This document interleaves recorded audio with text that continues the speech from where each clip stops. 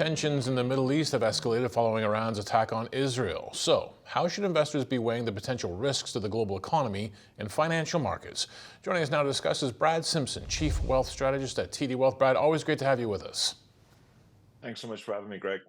So obviously this is a highly volatile situation. We don't, of course, know how things are going to play out, but you've been taking a look at some scenarios that could unfold. Walk us through them.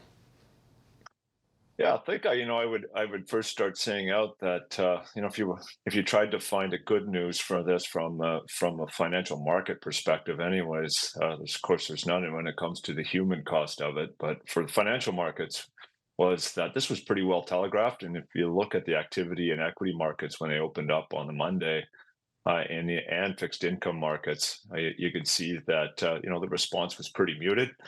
And I think that a lot of that has to do with, I think most of the market was really expecting that this would happen. And then of course you throw on that if you looked at it in terms of a military engagement, it would be hard to conclude that through an Iranian perspective that it was a successful one, and through an Israeli perspective and their allies would be a very successful defense. So that I think led to a lot of the positive what we saw in the market on the way in.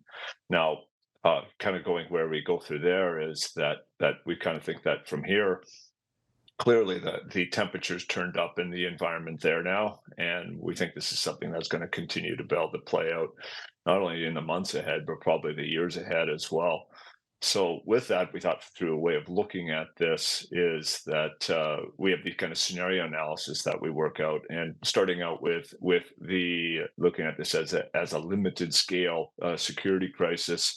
We have dialed that down, and we've kept that to where that was at 45%, which is where we were in February. The change that we've made is saying is that this is a larger security crisis in the area that could expand across the whole region. We increased that by 5% up to a 40% likelihood. And then on the other side, we also looked at this and say, look at in terms of what's the potential for there to be a de-escalation in the area. We reduced that from a 20% likelihood and took that down to 15%. So all in our way of looking at that, looking at the world, there is that increase this has increased the temperature here, and from here we'll just keep following to see how this rolls out. So as you took a look at these different scenarios and sort of changed your outlook based on the events of recent days, you also did a bit of a work on what it could mean for bonds, stocks, and commodities, different asset classes. Walk me through that. Let's start with bonds. Sure. So, for fixed income, really is the first question is it leads to interest rates, and if you're going to be talking about interest rates, of course, you're going to be talking about inflation. And so, because it is where in the area of the world where so much of the oil is immediately a lead to what's going to be the impact on the price of oil. And of course, if oil starts to go up, which we've seen over the last few weeks, a move from kind of like the mid 80 zone up into $90, going into this attack on the weekend, fell off about 1% or so in the last couple of days here again. But if we saw really a change in the oil price, and let's say like for Brent crude over $100, then you'd start to see more of an impact on inflation, which could have a potential impact on interest rates from here. We don't think that's what we're going to see, certainly in the short and midterm of this, anyways. So the other side of the coin, of course, then is in times like this, is there's a flight to safety. And a flight to safety means that there would be a real potential for the market and folks to start moving more into U.S. bonds, which has the potential to push interest rates down, and so that is also that's actually a net positive.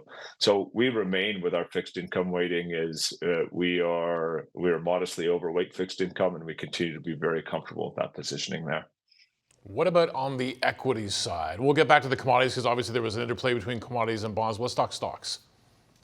Sure. Yeah, that of course that's I think the big one, I think for investors right now, and especially if you want to frame that through the lens of looking at where most of the global market move has been, and that is the story of the S&P 500. So if you look at it since October 2023, you've seen the S&P rally about 25%. And put onto that in dollar terms, it's added about $12 trillion in market capitalization. This is a market that has moved an awful lot, and it's one that there's been almost no volatility for the last, let's call it 5 6 months either. So this is a market looking for something to build the correct on. And so I would say because this was so well telegraphed, this ended up not being the type of catalyst that the market was looking for. But if you look at over the last few weeks, we have started to see a little bit of correction, and that correction, we think that we're probably going to see more of that in the weeks ahead. There is a lot of headwind here just to try to take some steam out of this market, if you will. And so for that, we think that this is a little bit of a cautionary tale, which leads to right now our weighting in equity markets are neutral, which is what has been going into this, and we think that's a really good way of looking at that right now. We touched on oil and the interplay it could have, obviously, on inflation, which could feed back to the bond market. What about other commodities coming out of all this? Now, look, the commodity story, I think, is the side that's really interesting for a couple reasons, and one starting out is if you think about what our job is to do with me and my team is really thinking about how do you allocate capital, asset allocation, and then risk management. And so for us, we're going into this. If you look back into the beginning of the year, or even back into last November when we were doing our year ahead, one of the points that we made in our year ahead document was that we foresaw that there's obviously a lot of turbulence in this area of the world, and one of the things you really want to look at is the potential for an increased sort of a military and warfare, which could lead to more pressure on oil prices. So one of those is we thought that making sure that we were well weighted towards oil based on that made sense in the likelihood that there was an increase in tensions. The other part is that we thought, and we continue to think, is that we are modestly overweight commodities as a whole.